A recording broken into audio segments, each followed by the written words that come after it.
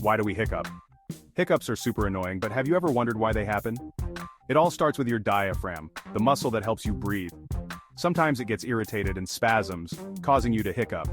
Things like eating too fast, drinking soda, or even excitement can trigger these spasms. That's when your body pulls in air suddenly, and your vocal cords snap shut, making that famous hic sound. So the next time you hiccup, just remember, it's your diaphragm acting up. Don't forget to like and subscribe for more fun facts. Mind Matrix Media.